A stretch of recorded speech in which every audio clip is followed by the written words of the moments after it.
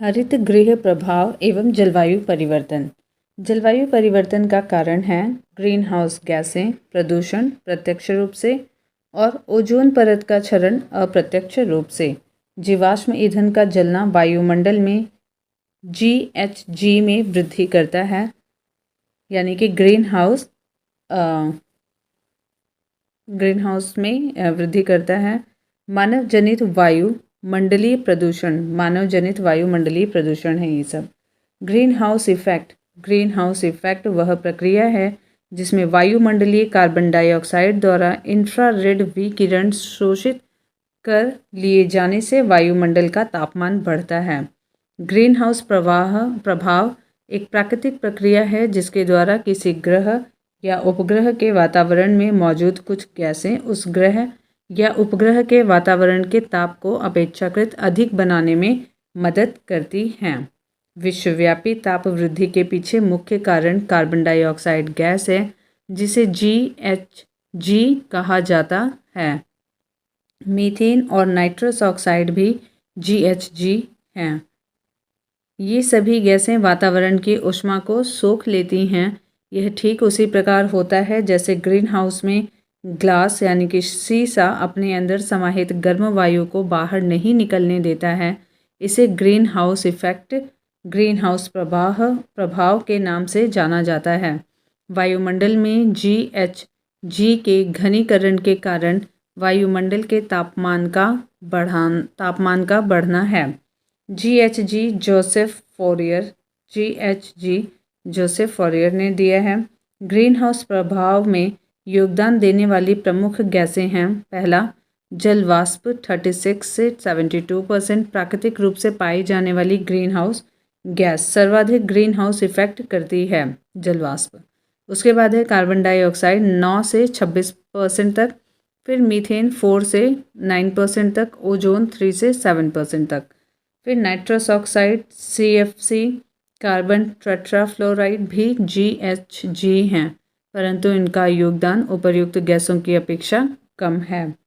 UNFCCC 21 मार्च 1994 से प्रभावी हुआ है। UNFCCC 21 मार्च 1994 से प्रभावी हुआ है। वर्तमान में इसके 177 देशों द्वारा रेटिफाइड किया गया है।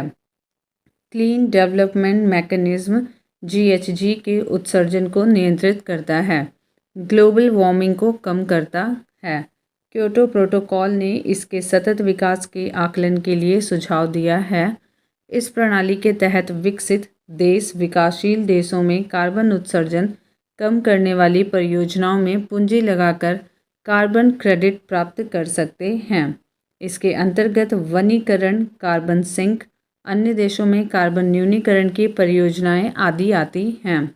CO2 उत्सर्जन एवं भूमंडलीय तापन के नियंत्रण के लिए कार्बन ट्रेडिंग के प्रोत्साहन को UNFCCC के अंतर्गत क्लीन डेवलपमेंट मैकेनिज्म का संचालन विकासशील देशों को विकसित देशों से निधियां प्रोत्साहन उपलब्ध कराने हेतु किया जाता है, ताकि वे अच्छी प्रौद्योगिकी अपनाकर GHG उत्सर्जन कम कर सकें।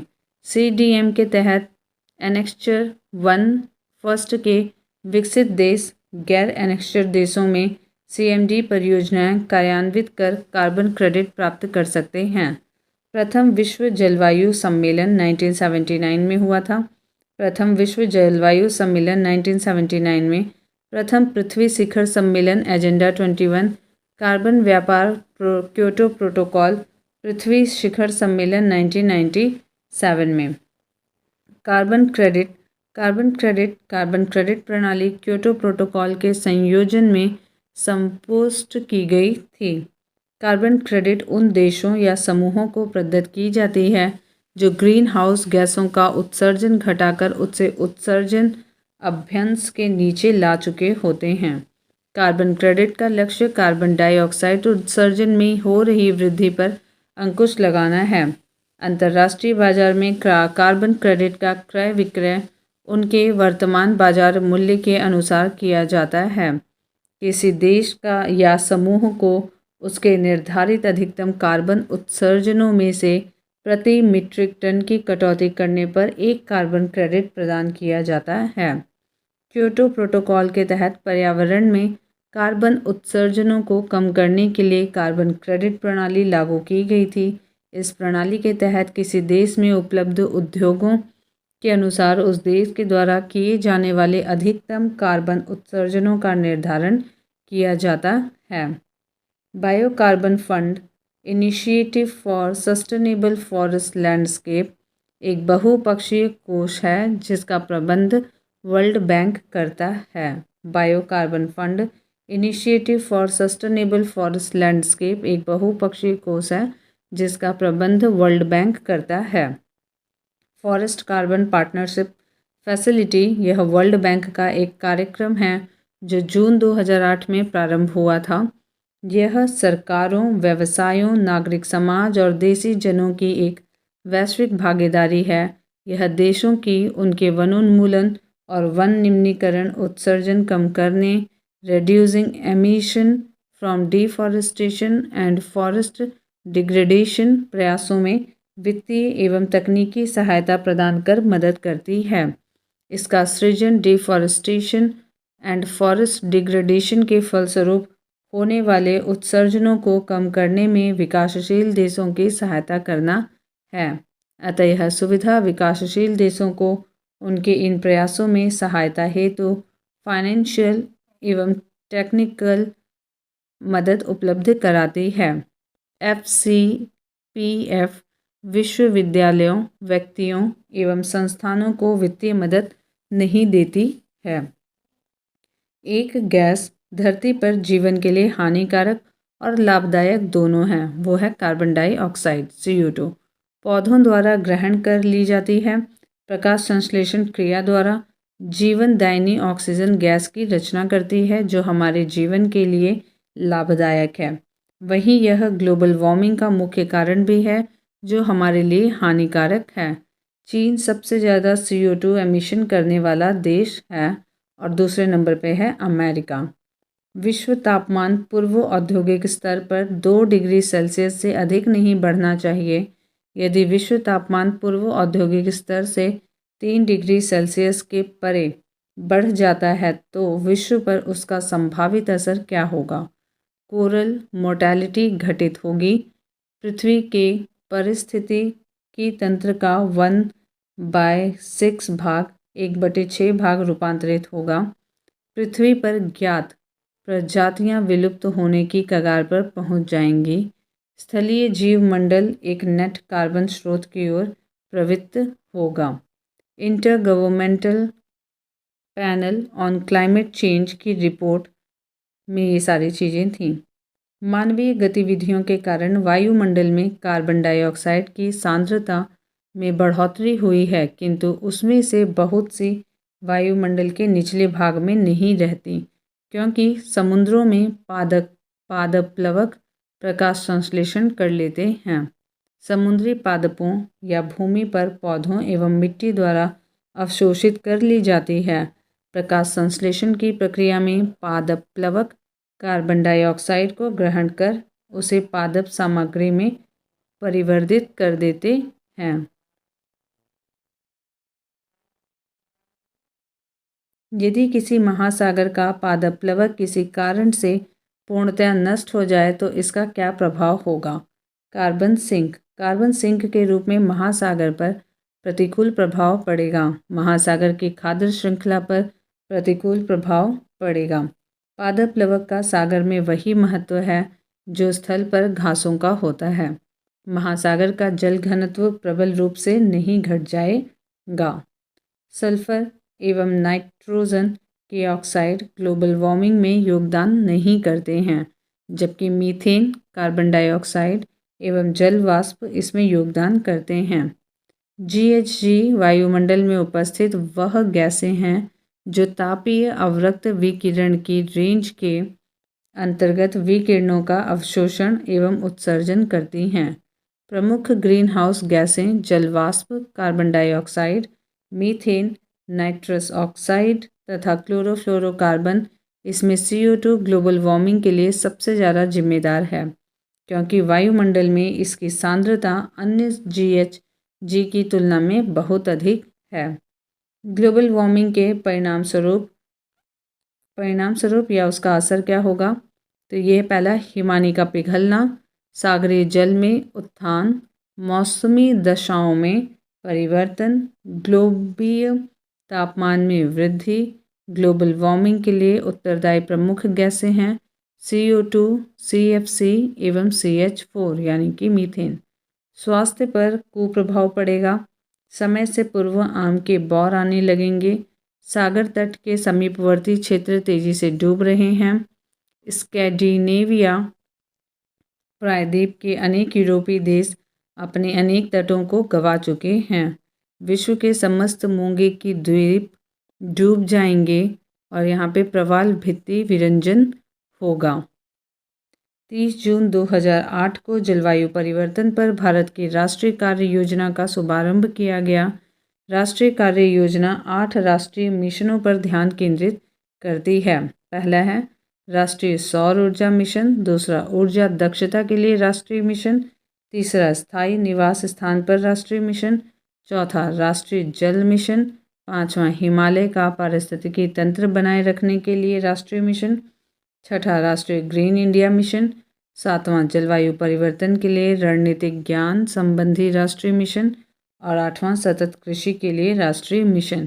पहले में सौर ऊर्जा, दूसरे में ऊर्जा दक्षता, तीसरे में स्थायी निवास स्थान, चौथे में जल, पांचवें में हिमालय का पारिस्थितिकी तंत्र, छठवें में ग्रीन इंडिया, सातवें में जलवायु परिवर्तन के लिए और आठवें में सतत कृषि के लिए। जलवायु परिवर्तन का क्रायोजेनिक संकेतक प्राप्त किया जाता है। आइस कोर हिम तत्व किसी ग्लेशियर या बर्फ की चादर को छेद कर प्राप्त किया गया एक बेलनाकार नमूना है। आइस कोर अतीत की जलवायु और वातावरण की जांच करने के लिए सबसे प्रत्यक्ष और विस्तृत अभिलेख है। ग्रीनलैंड एंड अंटार्कटिक में बड़ी मात्रा में बर्फ की चादर आइस शीट पाई जाती है, जिनसे आइस कोर निकाला जाता है, जिनसे पूर्व काल में वातावरण में व्याप्त गैसों आदि की जानकारी प्राप्त की जाती है। जलवायु परिवर्तन के खगोलीय सिद्धांतों से संबंधित मिलुटिन मिलानकोविच ने दिया था। पृथ्वी की कक्षा की उत्केंद्रता, अंडाकार कक्षीय मार्ग, पृथ्वी की घूर्ण अक्ष की तिर्यकता, झुकाव, विषुव अयन, पृथ्वी की सूर्य से अपसौर या उपसौर की स्थिति, यह पृथ्वी की लंबी अवधि के कक्षीय स्थिति से संबंधित है। सौर किरणित ऊर्जा इस सिद्धांत से संबंधित नहीं है। मिलुटिन सर्बिया के खगोलविद थे, ने ही यह सुझाया था कि पृथ्वी का धुरी पर अवस्था बदलना जलवायु परिवर्तन के लिए एक कारक है। जुगाली करने वाले पशुओं से मीथेन CH4 CGH का निस्सरण होता है। मीथेन गैसों को मार्श गैस भी कहते हैं, जिसका स्रोत बायोगैस, जीवाणु अपघटन तथा जुगाली करने वाले पशु हैं। मीथेन एक GHG है जो कि एयर पॉल्यूटेंट होती है। मानव की कौन सी क्रिया जलवायु से सर्वाधिक प्रभावित होती है? तो वो है कृषि, एग्रीकल्चर। जलवायु परिवर्तन कृषि को प्रभावित करने की क्षमता रखता है। तापमान बढ़ने से मिट्टी की नमी और कार्य क्षमता प्रभावित होगी, मिट्टी में लवणता बढ़ेगी। जलवायु परिवर्तन से फसलों की उत्पादकता भी प्रभावित होगी। मीथेन गैस के प्राकृतिक स्रोत: आर्द्रभूमि, समुद्र, जलीय तंत्र। प्राकृतिक स्रोतों से वैश्विक मीथेन उत्सर्जन का 76% भाग आर्द्रभूमि से ही उत्सर्जित होता है। मानवीय स्रोत: धान के खेत, कोयले की खदानें, घरेलू पशु, वातावरण, जुगाली करने वाले पशु। वैश्विक तापमान पर नियंत्रण करने का उपाय: समुद्री जल की बूंदों का छिड़काव कर चमकीले बादल उत्पन्न किए जा सकते हैं, जिससे सूर्य के प्रकाश का अधिक से अधिक परावर्तन किया जाता है, जिससे वैश्विक तापमान पर नियंत्रण किया जा सके। वैश्विक जलवायु परिवर्तन के संदर्भ में समुच्च बांध, अनुपद शस्यन, शून्य जुताई से मृदा में कार्बन प्रच्छादन, संग्रहण में सहायक है। United Nations framework convention on climate change UNFCCC एक अंतर्राष्ट्रीय संधि है जिसका गठन रियो डी जेनेरियो में 1992 में आयोजित संयुक्त राष्ट्र संघ के पर्यावरण और विकास सम्मेलन में किया गया। सर्वाधिक भंगुर पारिस्थितिकी तंत्र है जो वैश्विक तापन द्वारा सबसे पहले प्रभावित होगा। आर्कटिक और Greenland ice sheet global warming के कारण बर्फ का पिघलना शेष पृथ्वी को प्रभावित कर रहा है। वायु में CO2 की बढ़ती हुई मात्रा से वायुमंडल का तापमान धीरे धीरे बढ़ रहा है क्योंकि कार्बन डाइऑक्साइड सौर विकिरण के अवरक्त अंश को अवशोषित करती हैं। ऊर्जा पृथ्वी पर विद्युत चुंबकीय विकिरणों के रूप में पहुंचती है जिसे सौर ऊर्जा कहा जाता है। सौर ऊर्जा में मुख्यतः पराबैंगनी दृष्टिगोचर विकिरण अवरक्त विकिरणें होती हैं। इनमें से नुकसानदायक पराबैंगनी विकिरणें अधिकतर ओजोन मंडल में अवशोषित हो जाती हैं, जबकि दृष्टिगोचर और अवरक्त विकिरणें पृथ्वी पर ऊष्म विकिरणों के रूप में पहुंचती हैं। ऊष्म विकिरण पहले धरातल को गर्म करता है और फिर इसी गर्मी से विकिरण संवहन और चालन द्वारा वायुमंडल गर्म होता है। पृथ्वी की ऊर्जा अवरक्त विकिरण के रूप में विकिरित होती है जिसके लगभग 90% भाग को वायुमंडल में उपस्थित कार्बन डाइऑक्साइड गैस अवशोषित कर लेती है। बड़े पैमाने पर चावल की खेती के कारण कुछ क्षेत्र संभाव्यतः वैश्विक तापन में योगदान दे रहे हैं। इसके लिए कौन से कारण उत्तरदायी ठहराए जा सकते हैं? तो पहला है चावल की खेती से संबंध अवायवीय परिस्थितियां मीथेन के उत्सर्जन का कारण हैं। जब नाइट्रोजन आधारित उर्वरक प्रयुक्त किए जाते हैं तब कृष्ण मृदा में से नाइट्रस ऑक्साइड का उत्सर्जन होता है। ओजोन परत क्षरण ओजोन लेयर डिप्लेशन। ओजोन परत अवस्थित है समताप मंडल में स्ट्रेटोस्फेयर में। इस परत का सर्वाधिक संकेंद्रण 20 से 35 किलोमीटर 20 से 35 किलोमीटर के मध्य ही पाया जाता है। इसका 10% क्षोभ मंडल ट्रोपोस्फेयर तथा 90% समताप मंडल स्ट्रेटोस्फेयर में पाया जाता है। यह सूर्य की हानिकारक अल्ट्रावायलेट रेस को पृथ्वी पर आने से रोकती है। ओजोन परत सूर्य के उच्च आवृत्ति के पराबैंगनी प्रकाश की 93 से 99% मात्रा अवशोषित कर लेती है जो पृथ्वी पर जीवन के लिए हानिकारक है। ओजोन परत के अभाव में पृथ्वी पर सूर्य की पराबैंगनी अल्ट्रावायलेट किरणों से जैविक जीवन को अत्यधिक क्षति पहुंचेगी। ओजोन एक गैस के रूप में विषैली होती है। ओजोन O3 ऑक्सीजन के 3 परमाणुओं से मिलकर बनने वाली एक गैस है जो वायुमंडल में बहुत कम मात्रा में 0.02% में पाई जाती है। जमीन की सतह के ऊपर अर्थात निचले वायुमंडल में यह एक खतरनाक दूषक है, जबकि ऊपरी वायुमंडल में ओजोन परत के रूप में यह सूर्य के अल्ट्रावायलेट रेज से पृथ्वी पर जीवन को बचाती है। UV रेज से त्वचा कैंसर होने का DNA में आनुवांशिक उत्परिवर्तन हो सकता है जो त्वचा कैंसर का कारण बन सकता है। ओजोन परत के संरक्षण का अंतर्राष्ट्रीय दिवस मनाया जाता है 16 सितंबर को। बहुत ही इम्पोर्टेंट है, 16 सितंबर को ओजोन परत के संरक्षण का अंतर्राष्ट्रीय दिवस मनाया जाता है। वर्ष 1994 में संयुक्त राष्ट्र महासभा ने प्रतिवर्ष 16 सितंबर को अंतर्राष्ट्रीय ओजोन परत संरक्षण दिवस के रूप में घोषित किया। वर्ष 1987 में 16 सितंबर को Montreal protocol on sustainable deplete the ozone layer पर हस्ताक्षर किए गए थे। क्लोरोफ्लोरोकार्बन ओजोन परत के अपक्षय के लिए उत्तरदायी है। क्लोरोफ्लोरोकार्बन ओजोन परत के अपक्षय के लिए उत्तरदायी है। यह मानव निर्मित रसायनों का एक समूह है जो रंगहीन एवं गंधहीन है तथा सरलता से द्रव्य में परिवर्तित हो जाता है। यह अत्यधिक स्थायी यौगिक है जो वायुमंडल में 80 से 100 वर्षों तक बना रह सकता है। 1960 के दशक में refrigerator, air conditioner, spray case, विलायकों, फोम के निर्माण, दाबीकृत प्रसाधनों, उद्योगों में सूक्ष्म मार्जन कार्यों एवं अन्य अनुप्रयोगों में इसका उपयोग बढ़ता जा रहा है। ओजोन परत की क्षीणता के लिए उत्तरदायी गैसें हैं CFC, halogens, nitrous oxide, trichloroethylene, halon 1211 और 1301, कार्बन टेट्राक्लोराइड, प्रशीतकों में प्रयुक्त होने वाला CFC 121, CFC, क्लोरीन, फ्लोरीन एवं कार्बन के मानव निर्मित यौगिक हैं। ये रसायन ग्रीन हाउस प्रभाव में योगदान देने के साथ साथ ओजोन परत की ओजोन गैस से अभिक्रिया करके ओजोन को ऑक्सीजन के रूप में विघटित कर देता है, जिससे ओजोन परत का क्षरण होता है। CFC का प्रयोग plastic foam, refrigerator, air conditioner, विमान प्रणोदक आदि में किया जाता है। फ्रिजों में मेफ्रॉन गैस भरी जाती है। यह सामान्यतः हैलोनिक हाइड्रोकार्बन, फ्लोरोमीथेन, HCFC आदि होते हैं। हालांकि अमोनिया भी प्रशीतक के रूप में बड़े संयंत्रों में प्रयुक्त होती है।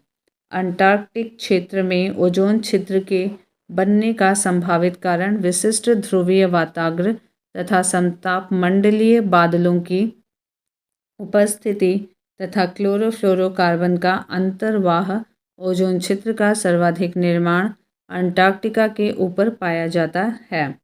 इसका पता सर्वप्रथम ब्रिटिश दल ने 1985 में टोटल ओजोन मैपिंग स्पेक्ट्रोमीटर की मदद से इस छिद्र ओजोन का पता लगाया था। ध्रुवीय समतापमंडलीय बादलों में उपस्थित नाइट्रिक अम्ल क्लोरोफ्लोरोकार्बनों से अभिक्रिया कर क्लोरीन का निर्माण करता है, जो कि ओजोन परत के प्रकाश रासायनिक विनाश के लिए उत्तरदायी है। चूँकि ध्रुवीय समतापमंडलीय बादल ऐसा माध्यम है जहां क्लोरीन यौगिक ओजोन परत का विनाश करने वाले क्लोरीन कणों में परिवर्तित हो जाते हैं, अतः ओजोन परत में छिद्र का निर्माण करने में इनकी उपस्थिति आवश्यक है। ग्रीन हाउस गैसों में कार्बन मोनोऑक्साइड ऐसी गैस है जिसके द्वारा ट्रोपोस्फेयर में ओजोन प्रदूषण नहीं होता है। ट्रोपोस्फेयर में ओजोन प्रदूषण के लिए उत्तरदायी ग्रीन हाउस गैसेस जलवाष्प 36 से 72%, कार्बन डाइऑक्साइड 9 से 26% और methane 4 to 9%, ozone 3 to 7%, nitrous oxide और CFC होते हैं। Montreal protocol on substance that deplete the ozone layer, यह एक अंतर्राष्ट्रीय संधि है जिसे ओजोन का अवक्षय करने वाले पदार्थों के उत्पादन एवं प्रयोग को चरणबद्ध रूप से समाप्त कर ओजोन परत को संरक्षित करने हेतु डिज़ाइन किया गया है। सितंबर 1987 में मॉन्ट्रियल प्रोटोकॉल पर सहमति बनी थी तथा यह 1 जनवरी 1989 से लागू हुई। यह वियना संधि का एक प्रोटोकॉल है। मॉन्ट्रियल प्रोटोकॉल CFC से संबंधित है। GW कैंटमूर ने तिब्बत पठार के ऊपर वर्ष 2005 में ओजोन आभामंडल ओजोन हैलो का पता लगाया था। आगे है वन एवं वन्य जीव। पृथ्वी ग्रह के फेफड़ों के रूप में जाना जाता है। पृथ्वी ग्रह के फेफड़ों के रूप में जाना जाता है अमेज़न वर्षावन को। ये चौड़ी पत्तियों वाले नमी युक्त वन हैं जो दक्षिण में अमेज़न बेसिन के एक बड़े भूभाग पर फैले हैं। इनकी वनस्पति लगातार CO2 को अवशोषित कर ऑक्सीजन मुक्त करती रहती है। पृथ्वी की 20% से अधिक ऑक्सीजन अमेज़न वर्षावनों द्वारा उत्पादित होती है। उष्णकटिबंधीय सदाबहार वनों का विस्तार पश्चिमी घाट सह्याद्री, उत्तर पूर्व भारत, नॉर्थ ईस्ट एवं अंडमान एवं निकोबार द्वीप समूह के 250 cm औसत वार्षिक वर्षा वाले क्षेत्रों में पाया जाता है। विषुवतीय वनों की विशेषता।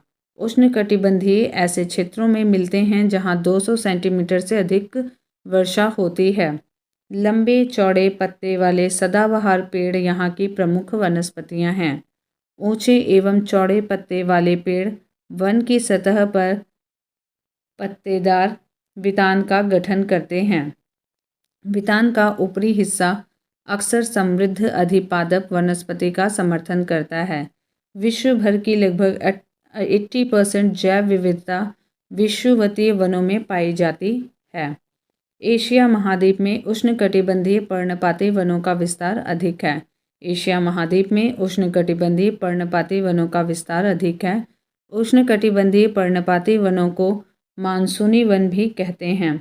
यह साधारणतया भारत, म्यांमार, थाईलैंड तथा दक्षिण पूर्व एशिया के अन्य भागों में पाए जाते हैं। इन वनों में उगने वाले वृक्ष चौड़ी पत्ती वाले पर्णपाती वर्ष में एक बार पत्तियां गिराने वाले होते हैं। एग्जाम्पल, चंदन उष्णकटिबंधीय पर्णपाती वृक्ष है जो मुख्यतः दक्षिण भारत में पाए जाते हैं।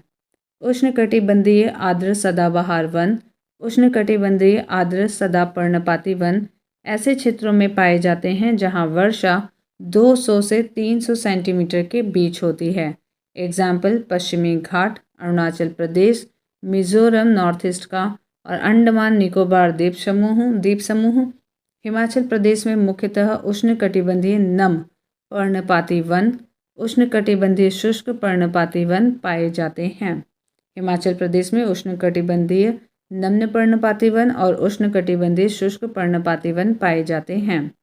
पर्यावरण का संतुलन बनाए रखने के लिए वनाच्छादन हेतु न्यूनतम संस्तुति भूमि क्षेत्र है 33% या 1/3 पहाड़ी या 33% या 1/3 पहाड़ी और पर्वतीय क्षेत्र में यह निर्धारण 2/3 है ताकि अपरदन और भूस्खलन को रोका जा सके। भारत में निर्वनीकरण का प्रभाव हिमालय में जल स्रोतों का सूखना, जैव विविधता की हानि, मृदा अपरदन। नगरीकरण निर्वनीकरण का प्रभाव नहीं है बल्कि यह निर्वनीकरण के कारणों में से एक है। बढ़ती आबादी की आवश्यकताओं को पूरा करने के लिए नगरों और वास स्थानों का विस्तार वनों एवं जैव विविधता को प्रभावित करता है। नगरों की आवश्यकताओं के संदर्भ में भी वनों की कटाई से वन क्षेत्र कम हुए हैं। विच्छादित क्षेत्र सर्वाधिक हैं। मध्य उच्च भूमियाँ 11,000 वर्ग किलोमीटर में, दूसरा पूर्वी दक्कन 10,120 स्क्वायर किलोमीटर और पश्चिमी हिमालय 9,800 और पश्चिमी तट और उसके बाद उत्तरी मैदान। वालपराई तमिलनाडु में है। नगर वृक्षारोपण में विशिष्टता रखता है। जापान में उसके भौगोलिक क्षेत्र का उच्चतम % वनाच्छादित है। कथन यहाँ पे दिए हैं और कारण दिए हैं। कथन ए, वन नवीकरणीय संस्थान हैं। कारण है ये पर्यावरण की गुणवत्ता को बढ़ाते हैं और इसका आंसर है ए और आर दोनों सही हैं, परंतु आर ए की सही व्याख्या नहीं है। नवीकरणीय संस्थान वे होते हैं जो एक बार उपयोग होने के बाद पुनः उपयोग में लाए जा सकते हैं। अतः वन एक नवीकरणीय संसाधन है क्योंकि इनके एक बार संपोषित दोहन के बाद पुनः दोहन किया जा सकता है। निश्चित ही कहा जा सकता है कि वनों से पर्यावरण की गुणवत्ता बढ़ती है क्योंकि वन पर्यावरण से कार्बन डाइऑक्साइड का अवशोषण कर ऑक्सीजन मुक्त करते हैं।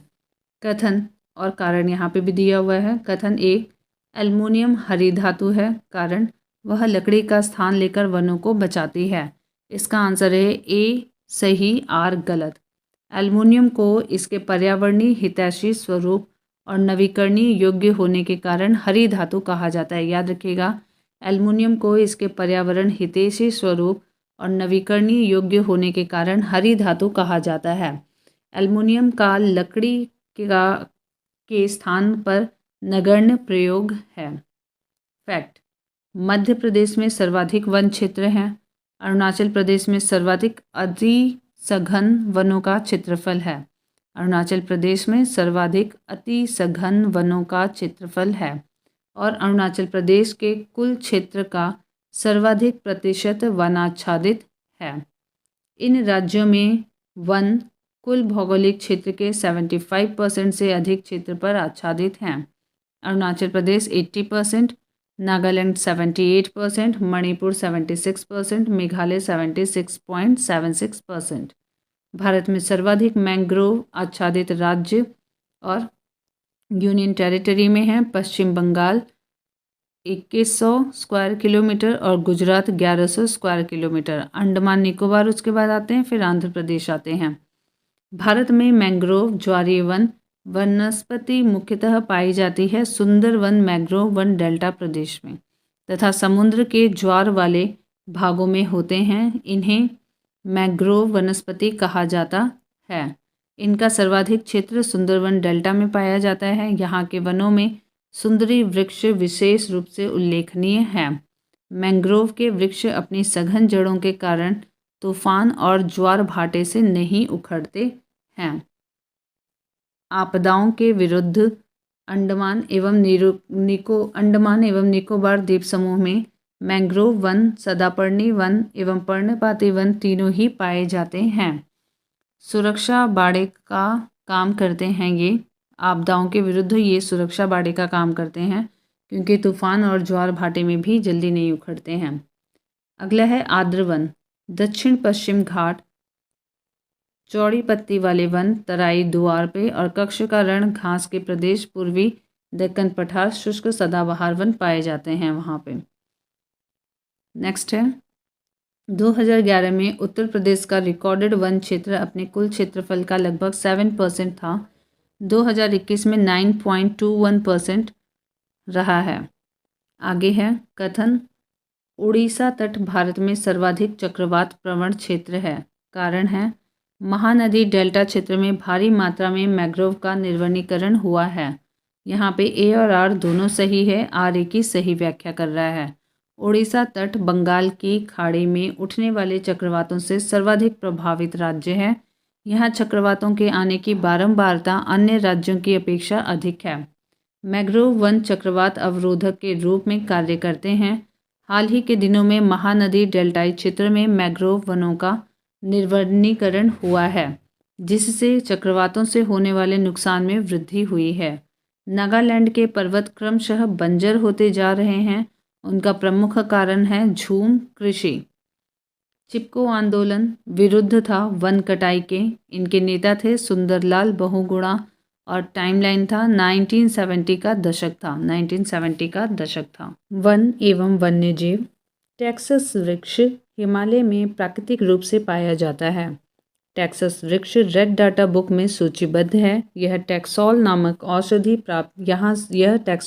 औषधि यहाँ से प्राप्त की जाती है, जो विशेषतया कैंसर के प्रति प्रभावी है। पर इसका प्रयोग पार्किंसन रोग के विरुद्ध भी किया जाता है। भारत में वन संरक्षण अधिनियम 1980, वन्य जीव संरक्षण सुरक्षा अधिनियम 1972, वाइल्ड लाइफ प्रोटेक्शन एक्ट 1972। विश्व वन्य जीव कोष की स्थापना अप्रैल 1961 में हुई थी। भारत का सबसे बड़ा जीवनशाला कोलकाता में है। यूकेलिप्टस वृक्ष को पारिस्थितिकी आतंकवादी कहा जाता है। विश्व के वन्य जीव भारत में पाए जाते हैं 5%। भारत का भू क्षेत्र संसार के कुल भू क्षेत्र का केवल 2.4% है, किंतु यहाँ पृथ्वी के ज्ञात संपूर्ण वन्य जीवों में से लगभग 5% का निवास है। भारत में विश्व की कुल ज्ञात जैव विविधता का लगभग 8% प्राप्त होता है। भारत में प्राकृतिक रूप से पाए जाते हैं तारा कछुआ, मॉनिटर छिपकली, वामन सूअर, स्पाइडर वानर उष्णकटिबंधीय जलवायु क्षेत्रों में पाए जाते हैं। यह मुख्यतः मध्य दक्षिण अमेरिका के सदाबहार वनों में पाए जाते हैं। भारत की सबसे बड़ी मछली है व्हेल शार्क। भारत की ही नहीं पूरे विश्व की सबसे बड़ी मछली है। 50 फुट तक लंबी, ऑस्ट्रेलिया एवं अफ्रीका के तट पर प्रवास करती है। मार्च मई तक बड़ी संख्या में भारत के गुजरात तट पर आती है। यह समय व्हेल शार्क की गर्भावधि है। व्हेल शार्कों की सुरक्षा हेतु वर्ष 2004 में एक कार्यक्रम प्रारंभ किया गया था। वर्ल्ड वाइड फंड की स्थापना 1961 में हुई थी। प्रतीक चिन्ह या जानवर जायंट पांडा है। इसका निवास स्थान मुख्यतः शीतोष्ण चौड़ी पत्ती वाले मिश्रित वनों में मिलता है। वर्तमान में विश्व भर में इनकी संख्या लगभग 1600 है। इंडेंजर्ड में हैं मगरमच्छ, घड़ियाल, लेदरबैक टर्टल, बारहसिंघा। घड़ियाल गैवियल्स मगरमच्छ कुल की एक प्रजाति है जो गंगा नदी में पाए जाते हैं। ये बांग्लादेश, भारत तथा नेपाल में अधिकांश मात्रा में पाए जाते हैं। राजीव गांधी वन्यजीव संरक्षण पुरस्कार दिया जाता है। वन्य जीवों के क्षेत्र में किए गए विशिष्ट कार्यों के लिए शैक्षिक एवं शोध संस्थाओं को, वन एवं वन्य जीव अधिकारियों को, वन्य जीव संरक्षकों को पर्यावरण एवं वन मंत्रालय द्वारा दिया जाता है। अमृता देवी विश्नोई स्मृति पुरस्कार वन्य एवं वन्य जीवों के संरक्षण में अभूतपूर्व योगदान के लिए दिया जाता है, राजस्थान सरकार द्वारा। वर्ल्ड फर्स्ट टाइगर समिट हुआ था नवंबर 2010 में सेंट पीटर्सबर्ग में रशिया में आयोजित किया गया था। सेब भारत एवं नेपाल में वन्य जीव संरक्षण प्रयासों के रूप में 2010 में एक नया संगठन का निर्माण हुआ जिसका मुख्य उद्देश्य टाइगर का संरक्षण करना है, इनके खाल के प्रयोग एवं सौंदर्यीकरण को रोकना आदि लक्ष्य है। पेड़ पौधों एवं जंतुओं की सर्वाधिक विविधता है उष्णकटिबंधीय आर्द्र वन में। मेघालय स्थानीय लोग जीवित वृक्षों की जड़ों का अनुवर्धन कर इन्हें जलधारा के आर पार सुदृढ़ पुलों में रूपांतरित कर देते हैं। जैसे जैसे समय गुजरता है ये पुल और अधिक मजबूत होते जाते हैं। यह रबर ट्री नामक वृक्ष के होते हैं। गोंड और कोरकू जनजाति पारिस्थितिकी रूप से महत्वपूर्ण महीने भर चलने वाले अभियान त्यौहार हरी जीरोती के दौरान फलदार वृक्षों के पौध का रोपण करते हैं। उष्णकटिबंधीय आर्द्र पर्णपाती वन ऐसे क्षेत्रों में पाए जाते हैं जहां वर्षा 100 सेंटीमीटर से 200 सेंटीमीटर के मध्य होती है। इन वनों में टीक, सागौन प्रधान वृक्ष प्रजाति है। यहाँ बांस, शीशम, चंदन इत्यादि अन्य व्यावसायिक रूप से महत्वपूर्ण वृक्ष प्रजातियां पाई जाती हैं। उपोष्णकटिबंधीय वन उत्तर पश्चिमी कश्मीर को छोड़कर खासी पहाड़ियों, नागालैंड एवं मणिपुर में पाए जाते हैं। चीन इन वनों का मुख्य वृक्ष है, परंतु अधिक आर्द्रता वाले भागों में बांज, ओक जैसे चौड़ी पत्ती वाले वृक्ष देखे जाते हैं। बुरुंश रोहोडेंड्रोन जैसी झाड़ियाँ भी पाई जाती हैं। वन ह्रास का मुख्य कारण है औद्योगिक विकास। पगमार्क तकनीकी का प्रयोग किया जाता है विभिन्न वन्य जंतुओं की जनसंख्या के आकलन के लिए। इस तकनीकी में पशुओं के पद चिन्हों की सहायता से उनकी पहचान की जाती है। मैंग्रोव उष्णकटिबंधीय और उपोष्णकटिबंधीय क्षेत्रों में समुद्र तटों के लवणीय जल में उगने वाले वन होते हैं।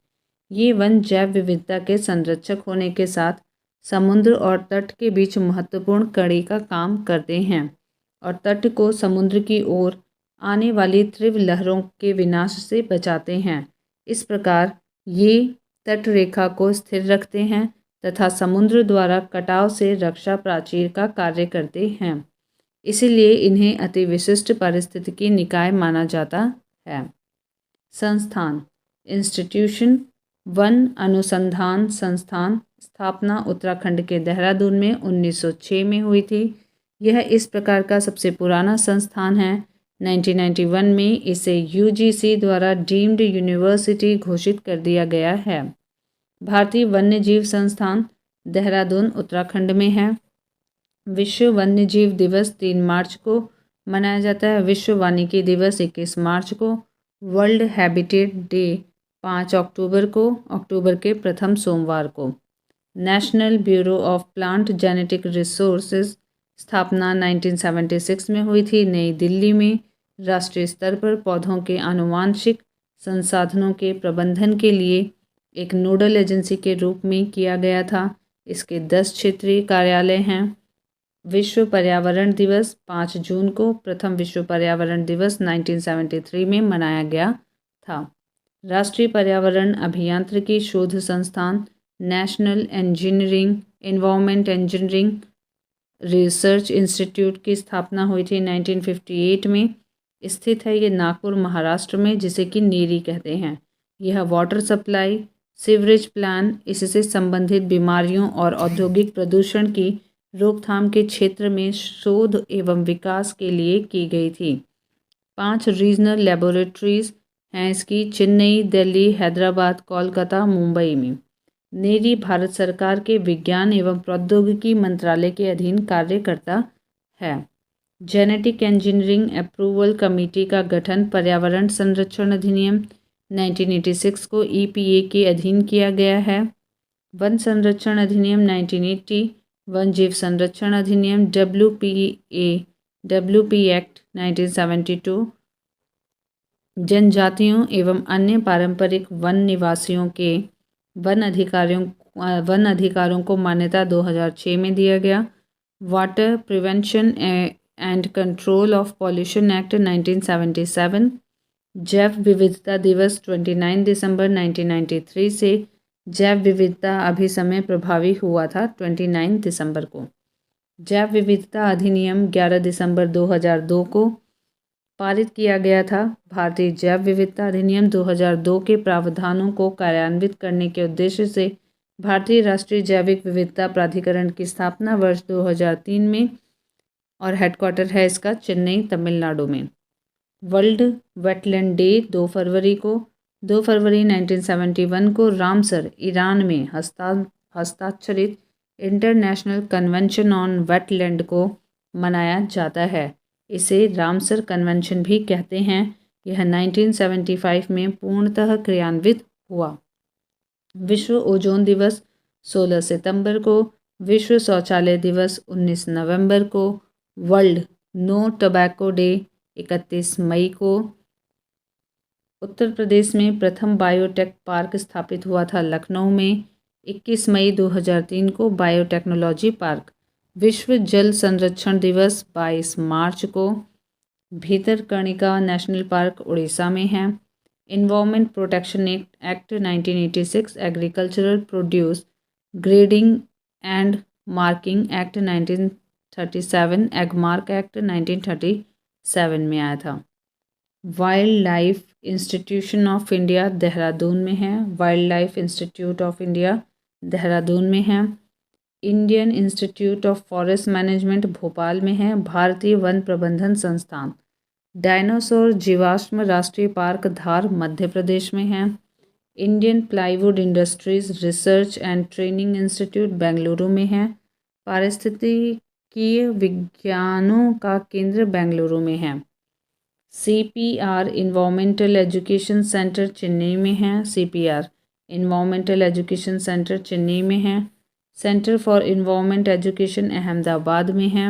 Society of integrated coastal management New Delhi में है। Merged with national centre for sustainable coastal management Tamil Nadu में। Salim Ali centre for ornithology and natural history Tamil Nadu में है। स्टैच्यूटरी बॉडीज़ हैं central pollution control board, central zoo authority, central national tiger conservation authority NTCA जिसे कहते हैं, national biodiversity authority, और ये सारे आते हैं comes under ministry of environment, forest and climate change. National institute of nutrition Hyderabad में है। Central arid zone research institute CAZRI Jodhpur Rajasthan में है। National institute of Ayurveda Jaipur में है। National institute of ecology and environment New Delhi में है, 1980 में स्थापित हुआ था। National institute of naturopathy Pune में है। और हिमालयी पर्यावरण एवं विकास का गोविंद वल्लभ पंत संस्थान अल्मोड़ा में है। स्टॉकहोम कन्वेंशन और on persistent organic pollutants POPs था ये। United Nation Environment Programme UNEP की स्थापना 1972 में हुई थी। इसका मुख्यालय नैरोबी केन्या में अवस्थित है। वर्ल्ड मेटेरियोलॉजिकल ऑर्गेनाइजेशन WMO, विश्व मौसम विज्ञान संगठन, संयुक्त राष्ट्र की एक विशेषज्ञ एजेंसी है जो पृथ्वी के वायुमंडल की दशा और व्यवहार का अध्ययन करती है। इसकी स्थापना 23 मार्च 1950 को हुई थी। मुख्यालय जेनेवा, स्विट्ज़रलैंड में है। ग्रीन पीस इंटरनेशनल एक गैर सरकारी पर्यावरण संगठन है जिसके कार्यालय 40 से अधिक देशों में स्थापित हैं। मुख्यालय नीदरलैंड के एम्स्टर्डम में है। EPA का पूर्ण रूप है इन्वायरमेंटल प्रोटेक्शन एजेंसी। यह संयुक्त राष्ट्र अमेरिका की संघीय एजेंसी है। इसकी स्थापना 1970 में हुई थी। यह मानव स्वास्थ्य एवं पर्यावरण संबंधी नियमों के निर्माण एवं प्रवर्तन से संबंधित है। NEA से आशय है national environment authority. Full name है national environment appellate authority. Cartagena protocol on bio safety, इस पर भारत ने 23 जनवरी 2001 को हस्ताक्षर किए थे। इसको पर्यावरण एवं वन मंत्रालय कार्यान्वित करता है। बायो सेफ्टी प्रोटोकॉल आनुवांशिक रूपांतरित जीवों से संबंधित है। क्योटो प्रोटोकॉल एक अंतर्राष्ट्रीय समझौता है जो UNFCCC United nation framework convention on climate change से संबंध है। KP जलवायु परिवर्तन से संबंधित है। यह ग्रीन हाउस गैसों के निकास को कम करने से संबंधित है, न कि केवल CHG से। क्योटो उपसंधि रूस के हस्ताक्षर के बाद 16 फरवरी 2005 से प्रभावी हो गई। क्योटो संधि वैश्विक तापन से संबंधित है। CO2 गैस की पृथ्वी के वायुमंडल में उपस्थिति मीथेन गैस से अधिक है। CO2 का वायुमंडलीय जीवन काल परिवर्तनीय है। सभी समयावधियों के दौरान इसका ग्लोबल वार्मिंग पोटेंशियल एक पाया गया है। मीथेन का वायुमंडलीय जीवन काल 12 से 15 वर्ष, जबकि 20 वर्ष के दौरान इसका ग्लोबल वार्मिंग पोटेंशियल 72 पाया गया है। CO2 की तुलना में मीथेन गैस GHG के रूप में ज़्यादा प्रभावी एवं हानिकारक है। जापान के क्योटो शहर में 11 दिसंबर 1997 को हुए UNFCCC के 3rd सम्मेलन में KP को स्वीकार किया गया था। यह GHG उत्सर्जन को 1990 के स्तर पर लाने के लिए एक बाध्यकारी समझौते के तहत लाया गया है। अंतर्राष्ट्रीय टाइगर दिवस 29 जुलाई 2010 में सेंट पीटर्सबर्ग बाघ सम्मेलन में डिसाइड किया गया था। यहाँ अब नेक्स्ट टॉपिक है अभ्यारण्य और जैवमंडल reserve. Biosphere Edward Suess ecosystem AG Tansley. Biosphere को एडवर्ड सुएस ने वर्ड दिया है, इकोसिस्टम को AG ट्रांसले ने। इकोलॉजी अर्नेस्ट हैकल, ये बहुत ही इंपॉर्टेंट हैं सारे। Ecology Ernest Haeckel. Biodiversity Raymond F Dasmann ने। भारत में अधिकांश वन्यजीव संरक्षित क्षेत्र घिरे हुए हैं घने जंगलों से। National zoological park, national biological garden new Delhi में है। जिम कॉर्बेट नेशनल पार्क 1921 में उत्तराखंड में है, देहरादून में। भारत का सर्वप्रथम राष्ट्रीय उद्यान है ये Jim Corbett national park. Nagarhole राष्ट्रीय park also called Rajiv Gandhi national park. Periyar game अभ्यारण्य प्रसिद्ध है ये गेम के लिए, केरला में है ये, और जंगली हाथियों के लिए है। यूनेस्को का man and the biosphere programme 1971 में आया था। Great Himalayan national park Himachal Pradesh के कुल्लू में है। नोकरेक मेघालय में है। नोकरेक गारो पहाड़ी की सबसे ऊंची चोटी है। 5 मौसमों का बाग महरौली के समीप है। जंगली गधों का अभ्यारण्य कक्ष के रण गुजरात में है। एक सिंह वाला गैंडा वेस्ट बंगाल और असम में पाया जाता है। Salt water crocodile Bhitarkanika Orissa में पाया जाता है। Hoolock gibbon smallest man like ape है। पूर्वोत्तर भारत में मुख्यतः असम में पाया जाता है। ओखला पक्षी विहार गाजियाबाद में है। साइबेरियन सारस के लिए आदर्श प्राकृतिक निवास केवला देव है भरतपुर राजस्थान में। सलीम अली नेशनल पार्क जम्मू कश्मीर में। गर्म पानी अभयारण्य असम में, पापीकोंडा आंध्र प्रदेश तेलंगाना में है, गुमटी वन्यजीव अभयारण्य त्रिपुरा में है, सारामती चोटी शिखर नागालैंड में है, नीलगिरी के मेघ बकरियाँ यह दुर्लभ पर्वतीय बकरियाँ हैं जिन्हें नीलगिरी तहर भी कहा जाता है, इराविकुलम राष्ट्रीय पार्क में पाई जाती हैं। बोंडला वन्यजीव अभयारण्य गोवा में है, बोंडला वन्यजीव अभयारण्य गोवा में, कांगेर घाट छत्तीसगढ़ में नेशनल पार्क है, ऊषा कोटी वन्यजीव अभयारण्य उड़ीसा में है, औरंग अभयारण्य असम, मिनी काजीरंगा भी जिसे कहा जाता है, अस्कोट वन्यजीव अभयारण्य उत्तराखंड के पिथौरागढ़ में है, भारत का प्रथम तितली उद्यान बन्नरघट्टा जैविक उद्यान बेंगलुरु में है, कुद्रेमुख नेशनल पार्क चिकमंगलुरु कर्नाटक में है, चंद्रप्रभा वाराणसी में, करेरा झांसी में, एमपी का बॉर्डर है ये, जयसमंदर उदयपुर में राजस्थान में, नाहरगढ़ जयपुर में, पेंच घाटी नागपुर में, साइलेंट वैली पालघाट में, और यहाँ पे बेतला पार्क झारखंड के पलामू जिले में है, शीत मरुस्थल हिमाचल प्रदेश में है, सर्वाधिक राष्ट्रीय पार्कों की संख्या अंडमान निकोबार और मध्य प्रदेश में 9 है, केरल महाराष्ट्र उत्तराखंड एवं पश्चिम बंगाल में नेशनल पार्क की संख्या 6 है। सरकार की बाघ परियोजना का उद्देश्य है भारतीय बाघ को समाप्त होने से बचाना। इसके संरक्षण के लिए सरकार ने अप्रैल 1973 में प्रोजेक्ट टाइगर प्रारंभ किया था। कार्बेट तथा राजाजी राष्ट्रीय उद्यान में वन्यजीव प्रबंधन हेतु लघु पैमाने वाले हवाई छायाचित्र का प्रयोग उपयुक्त है। मणिपुर में स्थित केइबुल लामजाओ नेशनल पार्क विश्व का एकमात्र फ्लोटिंग पार्क है। यह पार्क फ्लोटिंग अपघटित पौधों से युक्त है जिनका स्थानिक नाम फोमिट्स है। भारत में सबसे बड़ा बाघ आवास पाया जाता है आंध्र प्रदेश का नागार्जुन सागर श्री शैलम टाइगर रिजर्व। इसका कुल क्षेत्र है 3296 वर्ग किलोमीटर में से 2611 वर्ग किलोमीटर तेलंगाना की सीमा में है, जिसे अब अमराबाद बाघ अभयारण्य के नाम से जाना जाता है। एशियाटिक लायन का निवास गिर राष्ट्रीय उद्यान गुजरात जूनागढ़ में है। बाघ जिम कार्बेट में, गैंडा काजीरंगा में, पेरियार में हाथी है। केवलादेव घाना राष्ट्रीय उद्यान पूर्व में भरतपुर पक्षी अभयारण्य के नाम से जाना जाता था राजस्थान में। मछलियों, सांपों और छिपकली एक्सेट्रा। जीव मंडल आरक्षित परिरक्षण क्षेत्र बायो रिजर्व प्रोटेक्टेड एरिया आनुवांशिक विभिन्नता से संबंधित होते हैं। इनमें जीवों की आनुवांशिकता को बनाए रखने के लिए उन्हें संरक्षण प्रदान किया जाता है।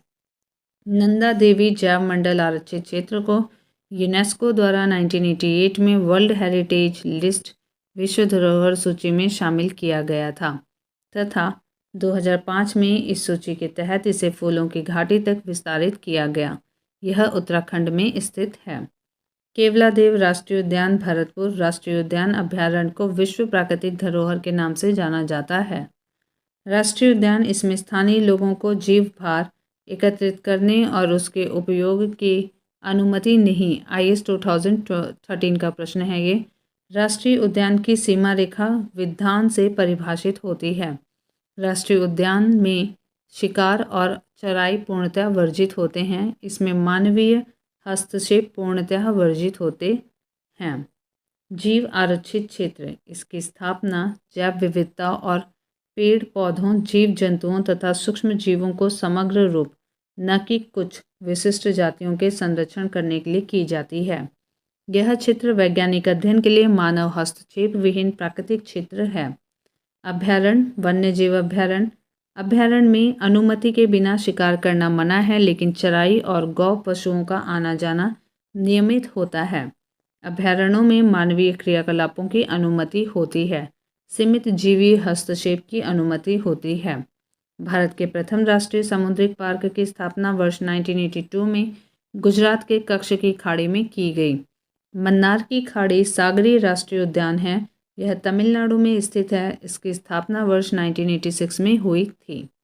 विश्व का सबसे बड़ा वानस्पतिक उद्यान स्थित है क्यू इंग्लैंड में। भूटान में उसके कुल क्षेत्रफल का 30% से अधिक क्षेत्र राष्ट्रीय पार्क के अंतर्गत आता है। येलोस्टोन नेशनल पार्क संयुक्त राष्ट्र अमेरिका का प्रथम राष्ट्रीय पार्क है। तमिलनाडु का पक्षी विहार अवस्थित है वेदांगथंगल और कारिकिली में।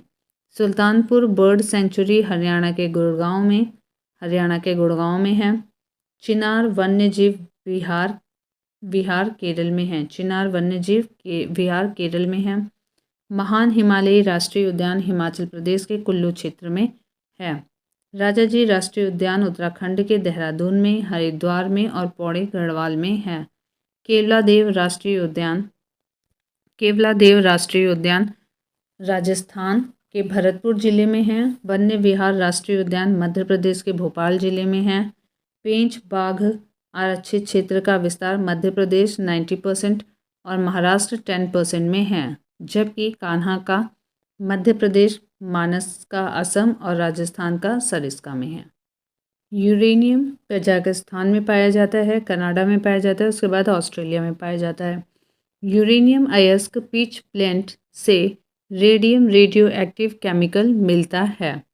पेट्रोलियम का उत्पादन होता है सबसे ज़्यादा सऊदी अरब में, फिर रूस, फिर यूएई में, फिर यूएसए में, फिर चीन में। मिडिल ईस्ट में सऊदी अरब, यूएई और ईरान, इराक, कुवैत में। और भंडारण सबसे ज़्यादा होता है इसका वेनेजुएला में, फिर सऊदी अरब में, फिर कनाडा में, फिर ईरान में, फिर इराक में।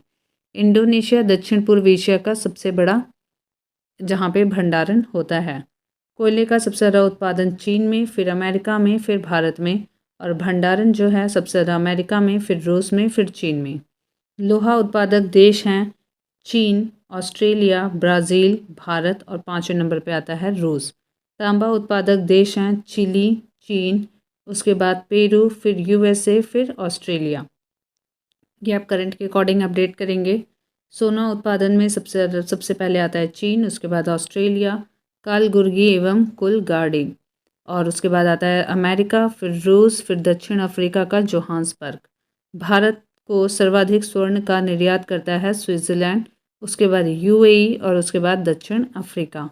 चांदी उत्पादन में सबसे पहले है मैक्सिको, फिर पेरू, फिर चीन, फिर ऑस्ट्रेलिया, फिर रूस। एल्युमिनियम उत्पादक देश हैं चीन, फिर रूस, फिर कनाडा, फिर यूएसए, फिर यूएई। टीन सबसे ज़्यादा उत्पादन करता है चीन, फिर उसके बाद करता है इंडोनेशिया, फिर पेरू, फिर बोलिविया। टीन मिलता है प्लेसर डिपॉजिट में। गेहूं उत्पादन में सबसे पहले है चीन, फिर भारत, फिर यूएसए, फिर रूस।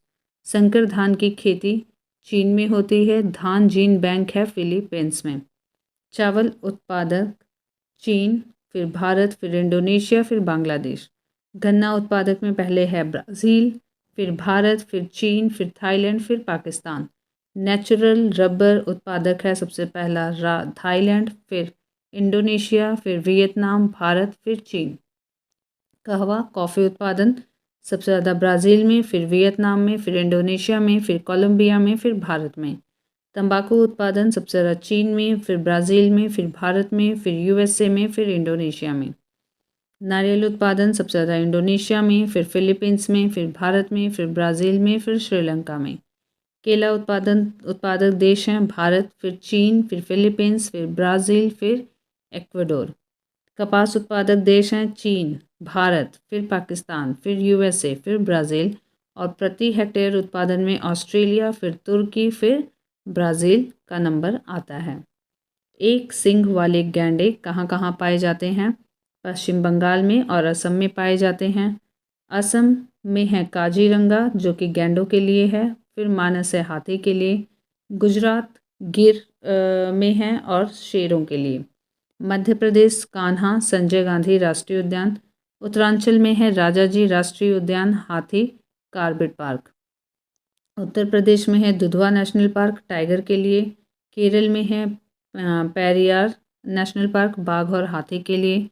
पश्चिम बंगाल में है सुंदरवन बाघ के लिए, बुक्सा है बाघ के लिए।